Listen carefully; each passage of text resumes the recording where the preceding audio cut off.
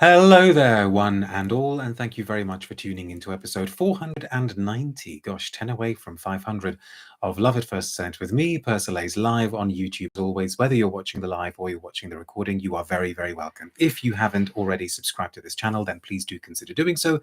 If you would like to find out how you can support my work, you should be able to see a link to my Ko-fi page in the video description below, as well as a link to my Substack, incidentally. And if you enjoy the video, please do give it a thumbs up, regardless of whether you're watching the live or you're watching the recording. Please feel free to leave a comment or ask a question. And first comment for this one goes to Alex, who says, hello again from Graz. Yesterday, I ordered a few samples of Diptyque scents. Never smelled anything from that brand, but heard and read only good things about it. Yeah, Diptyque is an interesting one.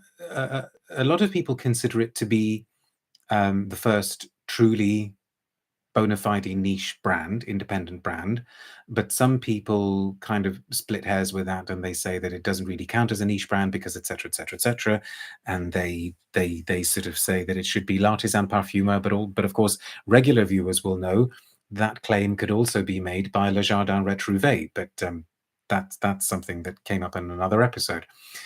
A lot of people, when they are dismissive of Diptyque, they are dismissive on the grounds that they say that it's a sort of jumped up home scents brand that is very good at doing candles and home scents, but not particularly good at doing perfumes. I think it's that is rather harsh. And even though I may not love every single thing that they've done, I do really, really admire a lot of things that they've done. And in recent years, I think their perfumery output has become a bit more interesting, particularly some of the scents that they've made with Fabrice Pellegrin. I loved their L'Eau Papier, as you know. I love the Eau Nabati that he did for them also, I think, last year.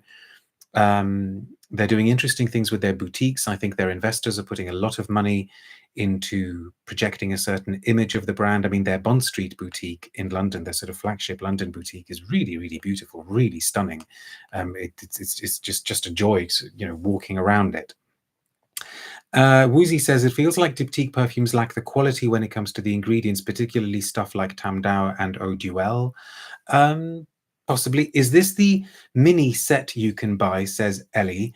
I don't know, because I didn't know that there is a mini set. This is the sort of lab sample sets that I was sent for review purposes.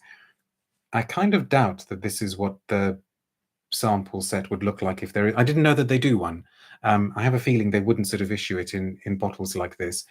That's why you can see handwritten names on there, because the labels that I was sent just had a kind of code name on them, and then when I found out what the names are, I wrote them onto the labels myself.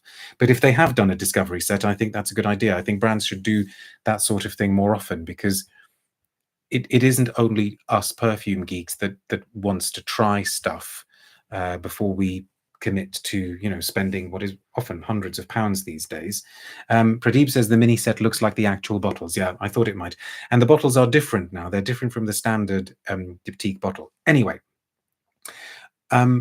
what is this? So Diptyque have launched with a new range, a kind of sub-range or an offshoot range from their main range, which they're calling their essences, Les Essences de Diptyque, an olfactory odyssey, they say, in search of nature's treasures. I've got a very, very lengthy press release, and I don't intend to read every single word of it to you, and I would like to be able to get through all 5 of these perfumes. I think 3 of them we will be able to do fairly quickly. We have pre-sprayed blotters for all of them.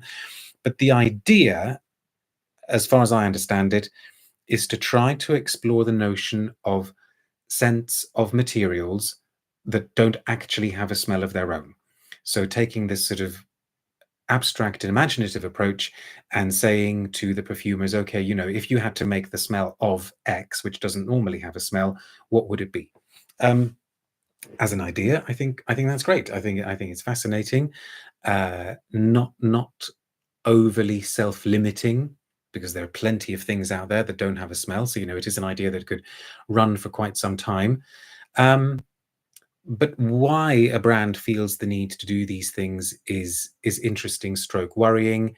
I think, I'm not a business person, and I don't have behind the scenes knowledge of these brands. But this hunger for newness, this hunger for innovation for the sake of innovation, is really kind of running away with itself a lot, and you can just imagine some sort of board meeting or some kind of marketing meeting where people say, and I don't mean that just about Diptyque, where people say, oh, we can't just issue new perfumes because, you know, it's not enough that we're doing 4 new perfumes every year. We have to come up with a new form. We have to come up with a whole new angle. And probably somebody thought, okay, well, let's come up with this concept and let's have a different bottle and let's call them the essences. So there's going to be huge marketing push behind it, because, you know, there was no reason really why these scents couldn't have been standalone Diptyque scents, part of the main collection. I don't actually think artistically, olfactorily, there is any reason why they couldn't have been part of the main collection. Anyway, let's kind of flip back and forth between the press release and also do smelling and chatting. With Les Essences de Diptyque, the press release says the Maison is opening a new olfactory chapter. The collection comprises 5 eau de parfum created in honor of natural treasures that are precious, captivating, and yet in terms of scent, imperceptible to man. Coral, mother of pearl, bark, which is an interesting one, because I thought surely a lot of tree barks do have a smell. Anyway, bark, water lily, and the crystal formations known as desert rose. A fresh initiative, one that brings together all the creativity and olfactory expertise of our perfume partners, interpreting in perfume form the emotions and sensations stirred when contemplating the treasures of nature that Diptyque has selected. Gavin is reminding us that cinnamon bark is apparently smellless. I so love it when you are here, Gavin, always keeping us and the brands. I mean, when I read bark, I thought, do you mean a specific bark? Be precise, because bark does have a anyway. No, not water lily, says Ellie. The king sounds naked, says Oriana, or the emperor, I think, depending on what translation of the story you've had. Gender Goblin says, innovation for the sake of innovation. Welcome aboard the late stage capitalism choo-choo train. The scent of coral, says Oriana. Yes, I think that's actually my favorite one, the coral one. I won't go into the next bit of the press release. Then there's a whole bit about the bottle being reinvented. I mean, you can see the bottle for yourselves. Let's get smelling. So let's kind of go in reverse order of what I thought were the interesting ones. I think the least interesting one is probably the one called Bois Corse, which is the bark one. That's composed by Nathalie. I never know whether it's Cetto or Cetto. Anyway, her surname is Cetto, and Olivier Pescheux. So, as I say, pre-sprayed blotters of all of them available. And which one is the Bois Corse? I think it's this darkest one. Pradeep says Bois Corse is made to move units. Yeah, I think I know what you mean. There is very definitely a Diptyque aesthetic. Diptyque scents, or at least I think the best Diptyque scents, tend to be quite streamlined, quite clear, quite continental from a British point of view, in the sense that they sort of project an effortless sort of chic. The ones for me, the Diptyque scents that try too hard are the ones that kind of fall flat a little bit. Like I've never really been convinced by their oudi scents. I love Kimonanthe, which was like a limited edition, and I still have my bottle of that. That was an interesting bottle. That's a really beautiful incense thing. When they do florals, they tend to be quite good. When they do quiet, paler, powdery scents, they tend to be really strong. But then, you know, having said that, a lot of people love their fig. A lot of people love their vetiver, and also, you know, they do make jolly good candles as well. Anyway, Bois Corse. Yeah, it's, you know, I have kind of scanned through the press release before doing the broadcast, because I thought I need to come a little bit forewarned and forearmed, so as to be able to get through these 5 as quickly as possible and give you some kind of a concise review. This really is about coffee and tonka bean and what passes for sandalwood, and it's very heavy on the tonka bean. So you get the kind of almondy, heliotropy, sharp, sweet, hay-like smell of the tonka bean coming through, and It smells like, I mean, I've actually written in my notes, shades of other things, ? Because it smells like facets of lots of other woody scents that it smelt before, and yet it didn't entirely remind me of any particular one. But it also didn't really seem to kind of convince me that it has a life of its own. What do they say about it? Amid the winding trails of the forest, bark is the hardy protector that encircles trees in its comforting clasp, shielding the vulnerable core from the ravages of time and the elements.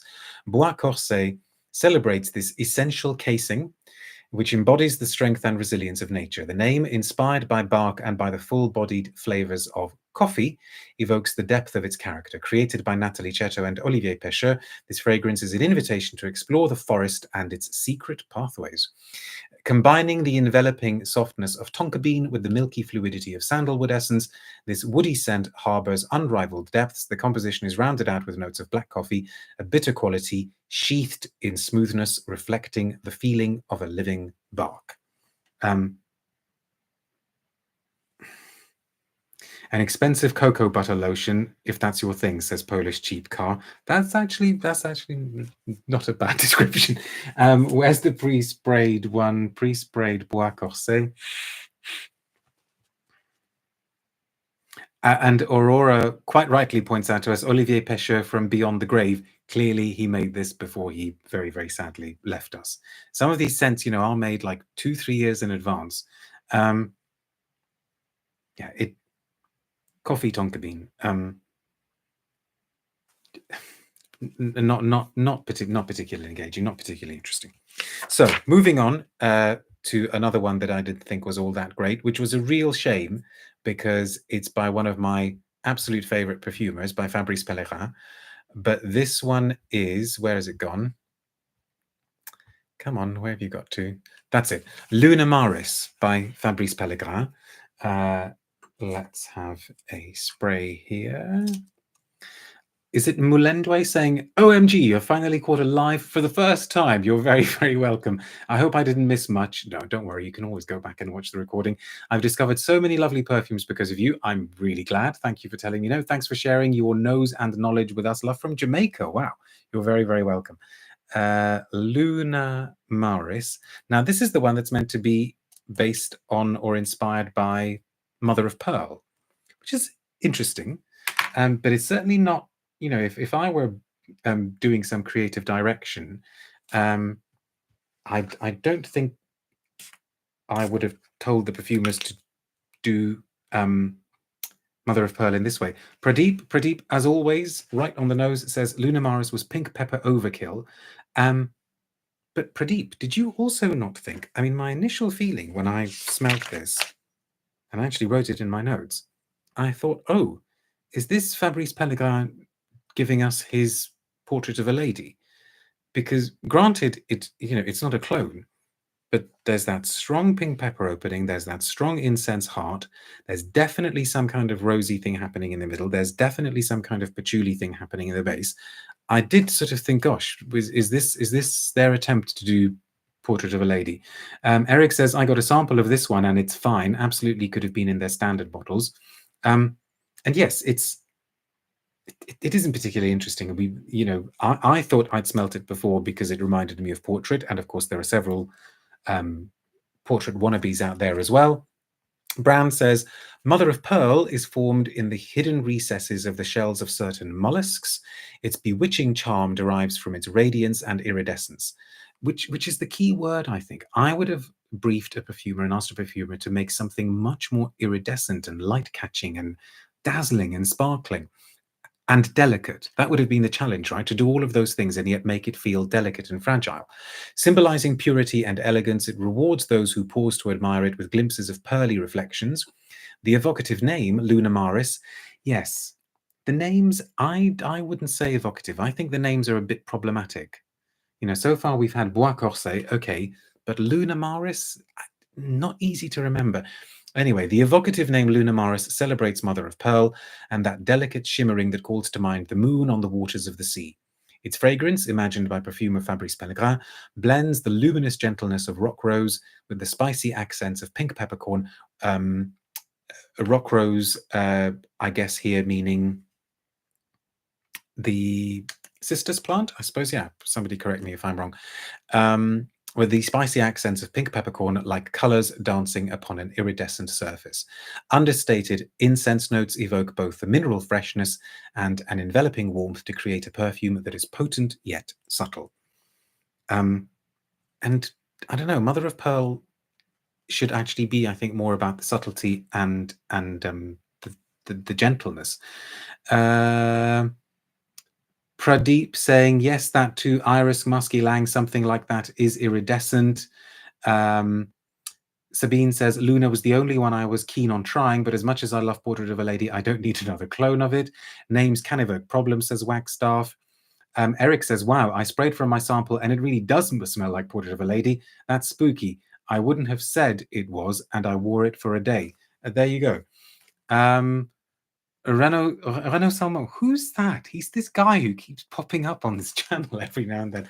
You're very welcome, Renaud. But Renaud's just given a very, very mysterious comment here. You can read into that what you will. Somebody feel free to lead something into this. Rock Rose, Essence, Odyssey. I wonder what Renaud's trying to tell us. Anyway, pre-dipped mermaid. Are you watching the rest of it, Renaud? Stick around. You might be interested in the rest of it. This was Lunamaris. Where is my pre-sprayed Lunamaris? Yeah, okay. Definitely less portrait-like, more about the sort of patchouli, but the dry down, it isn't especially substantial, or not Fabrice Pellegrin's finest hour. Okay, things start to get a bit more interesting with the next one, which is also another Fabrice Pellegrin. And this is Rose Roche, which is meant to be inspired by the desert rose. If you've never seen an image of a desert rose, look it up now, because they are amazing, strange, natural things that are formed in the desert, I believe. Let us spray that one. Algebraist says, I found these all rather vacuous, transparent, not in the complimentary Eleanor way. I know what you mean. I mean, I think, when you have a collection of 5, I personally am grateful if I find one that I think is really interesting. Here, there's one that's pretty good, 2 that are all right, and 2 that I don't think are especially interesting. Anyway, this is the Desert Rose one, composed by Fabrice Pellegrin. Yeah, and what is kind of interesting about this one, and what did put a smile on my face, even though I'm not sure it would in a million years have made me think of a desert rose, is that it's a really, really kind of nicely contrasted combination of rose with lemon, which isn't, I think, something you come across very often. Even though rose does have citrusy facets to it, it can even have lemony facets to it. But here, we've got like a real kind of, thank you, Pradeep. It was like rose lemon sherbet. It is exactly that. It's like a really kind of sweet, juicy, almost dessert-like lemon, the kind of lemoniness from a lemon tart, but without the pastry and the butteriness. It's just like real sweet, sweet, sweet lemon cordial lemonade with rose. And that kind of works somehow. It feels a touch too juvenile for a diptyque, because there's something quite quirky about it. There's something very, very kind of fun about it. It feels not like the kind of scent that you would put into this sort of elevated, maybe slightly pretentious collection, with all of these sort of highfalutin concepts and everything. It feels much simpler than that. And if it had been done, by a more mainstream brand and marketed as something carefree and fun-loving, it might have done extremely well, because that lemon rose thing is quite curious. It's genuinely interesting. Rose jam from Lush. No, it's not quite like that one, because that one was much more about the kind of sticky rose. Here, the citrusiness of the lemon is quite nicely done and stops the whole thing from becoming too floral. I like Diptyque's Freesia, says Algebraist. I think it has a signature which is hard to do, as Freesia is predominantly a lot of linalool. Painful Pig, is that right? Says 90% of Diptyque is rose fragrances. They love it. I fell for it too. Sophia says that's an interesting interpretation of desert rose. I know, definitely want to smell this one. Let's see what they say. The vast open spaces of the desert are home to the crystal formation known as the desert rose. Its every petal a testament to the strength of nature and its fragility. Fabrice Pellegrin conceived of Rose Roche as an essence that would subtly combine vegetable and mineral. With aromas redolent of the Middle East, this intriguing fragrance, agree with that, offers a unique interpretation of the rose, ethereal as though shaped by the wind. Radiant, finely honed notes of lemon illuminate the petals of the centifolia rose, while mineral patchouli adds a mesmerizing depth that creates an endless sillage, like traces blowing in the wind as it sweeps across the dunes. And I also put down here that in the very, very initial opening in my notes, I wrote that it's got a kind of suggestion of quite medicinal herbs and nutmeg and cloves, and almost feels like going into a sort of ancient Middle Eastern souk. So this one was interesting. Let's do the pre-sprayed version of it. Where have I got it? Is that the one? Yes, it is. Yeah, as you would imagine, towards the end, that lemoniness fades. And it is much more about the sort of rose patchouli. And the thing that made it kind of really interesting and quirky has gone. But it's still very, very attractive. Okay, how are we doing for time? Not too bad. We're down to the last two. So let us do the other one by Nathalie, Cetto or Cetto. Actually, Renaud, if you're still watching, you're going to know how this lady's surname is pronounced. Can you kind of give us a little phonetic spelling, whether it's Cetto or Cetto? Alex says, oh, I love Amouage Gold. How has that come up? Gavin says, the marketing and conceptualization of these fragrances is well off. Do you think so? Sorry, Gender Goblin is talking about Amouage. Says, Amouage scents are now way too expensive. Ooh. Yeah, there's that discussion again. I still treasure my Gold Man from the 90s and Epic Man from 2010. Cannot afford them now. Yes, that's again a discussion that will keep coming up again and again. Thank you, Renaud. Always. Oh, you've always said Cetto. Okay, we're going to go with that. We're going to go with Monsieur Salmon. So the next one is Lilyphea. These made-up names, you have to be so careful if you kind of like make up names, because that's very, very rarely works, I think. Lilyphea by Nathalie Cetto and Olivier Pescheux again. And I think this is meant to be the water lily one.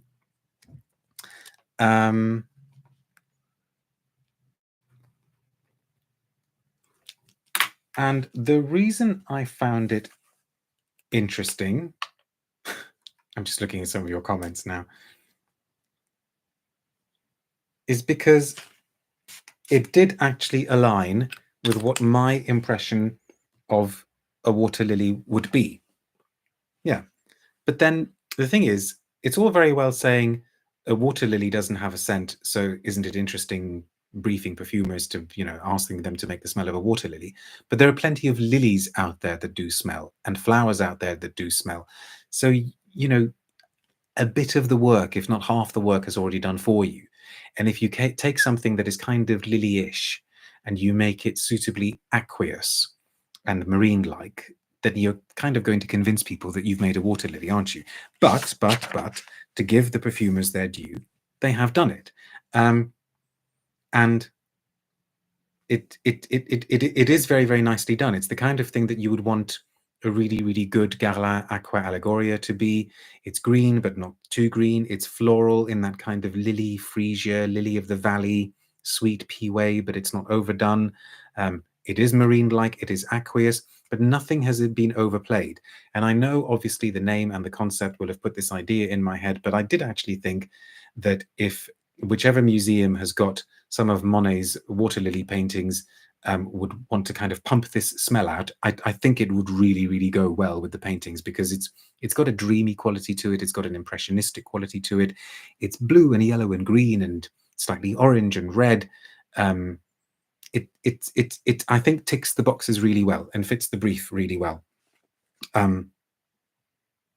And I actually put in the notes here that it's an interesting kind of green antidote to the strength and stridency of something like synthetic nature, which so many websites are still calling synthetic jungle. You know, the green and Filippo Frederick Mal scent that we got a couple of years ago. This is green as something that is serene and calm and tranquil and very, very approachable. The brand says, like an olfactory interpretation of an impressionist canvas, Lilyphea captures the poetry of water lilies, magnificent natural creations that emerge from the depths of a pond to greet the world in all their beauty, beckoning us to touch them and experience their gentle, voluptuous texture. Inspired by Claude Monet's majestic water lily series, and also by the name water lily, this perfume evokes their graceful, floating ballet upon the glittering waves. Developed by perfumers Nathalie, Cetto and Olivier Pescheux, the composition subtly blends the lively freshness of cardamom accompanied by violet leaves with the luminous softness of Madagascar vanilla. And yeah, that kind of, but everything is abstractly blended. It's nicely done, I think, as a composition. Oh, you're still just all talking about Amouage now. Gavin says, no, hang on. Algebraic says, Renault did a good job having gold reformulated. That was not an easy task. Is it a light greeny smell, says Painful Pig? Yes, basically it is. And where is the pre-sprayed one? Pre-sprayed Lilyphea. Is this the one? Yes, it is. Yeah, that as it fades, it's just a kind of quiet, musky vanillic dry down with a hint of the greenness that's come before. It does what it's trying to do. But my favorite one, the most interesting one, was the one that actually I was not expecting to be the most interesting. It's the one by Alexandra Carlin, speaking of new versions of gold. And it's the one that's meant to be inspired by coral. It's called Corail Oscuro, so obscure coral. And what I appreciated about this one was that the contrasts in it are just really nicely done and really fascinating to smell. And I was actually, I kid you not, when I was smelling it, I was thinking of crazy interior decor, you know, like when you have large spaces where the interior designer, you know, like maybe in some boutique hotel or something like that, or maybe some kind of Rajasthani interior, where the designer has just kind of thought, yes, we will have this contrasting with this and clashing with that. And, you know, trust me, it's all going to work. And you have lines going across each other and you know, geometric patterns with non-geometric patterns and all the, and yet as a whole, it all kind of comes together and it works. And then I was not at all surprised to read that it's partly inspired by kind of mad Venetian interiors, because it's got that sense of crazy contrasts in it. Yeah, so it's, where are my notes? I think the idea was to make a kind of mineralic salty rose. You know, why that one then didn't become the desert rose one, we will never know. Or maybe one day we will know, because I will be able to ask the question. But there we are. So the coral is meant to be like a salty rose. But as a salty mineralic rose that's got kind of like bite to it and fizziness to it and just a little bit of kind of dangerous spikiness to it, it works extremely well. And it could have been, you know, like if Hermès ever wanted to do like a garden, like a jardin based on some kind of slightly dangerous garden, some slightly threatening garden, this could very well be the scent of it. It is really, really interesting as it progresses, because it kind of draws you in, but also keeps you in your place at the same time. Eric says, I really enjoyed this one most. Interesting. It was fruity and salty and light, but I bought the more spare, what's that? Wienerblatt Sale Marino, which is similar. Interesting. This smelled calcified, says Pradeep. Yes, it did. But isn't that part of what was interesting about it? Within the Venetian lagoon, says the press release, where shadows and light intermingle to create a captivating spectacle, expanses of coral drape the depths in a breathtaking cloak of vermilion. The red branches of these stunningly beautiful underwater structures sway, rippling along with the motion of the currents. It's an image that evokes the spirit of Venice, a city that was close to the hearts of the founders and often provided the initial impetus for excursions to faraway lands. Taking its name from the contrast between the darkness of the seabed and the vibrant colouring of the coral that lives there, Corail Oscuro is inspired by chiaroscuro, that artistic technique so beloved of Renaissance masters such as Caravaggio and Titian. The fragrance, created by Alexandra Carlin, blends rose bourbon absolute with the crystalline sparkle of mandarin, elevated by a warm, salty mineral accord to capture the very essence of this marine creature. Is it a red smell, says Gender Goblin? Yes, but it's not just. And I think that's what she's achieved here. She's got lots and lots of interesting things happening. And where is the pre-sprayed one of that? There we are. Yeah, that fizziness, that kind of effervescence is still there in the dry down, which is, I think, why I also think this is the most successful, because that idea has been sustained all the way through to the end. So I would say if you can only try one, make that the one you try. But if you can try three, then try the coral, the Lilyphea, and the, which one was it? Not the Lunamaris, but the rose Roche. Okay. But as a collection, I don't know. I was having a conversation with somebody about this the other day. They're not like excessively exciting, are they? I think the effort has gone into the marketing, the bottle design, the conceptualization.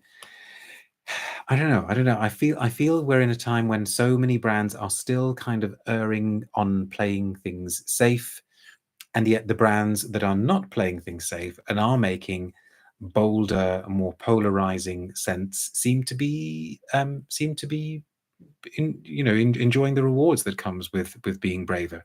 So interesting. I'm not anywhere near as damning of these as some people have been. Some people have just outright called them really, really boring and dull. I don't think they are that at all. And as I say, I really do like the one, and I think there are two that are worth your time as well. But as a collection, I wonder if they'll still be around in 5 years' time. Hopefully we will still be around in 5 years' time to find out. Anyway, thank you very much for all the comments. Stay tuned to social media for details of more videos coming your way. And a heads up, Monday, 16th of September, if all goes well, we will be doing an interview with somebody, not Renault, by the way, that isn't a hint, at 5 p.m. UK time. But once it's 100% confirmed, I will let you know who it is. Anyway, thanks very much for watching. See you soon. Be good. Bye now.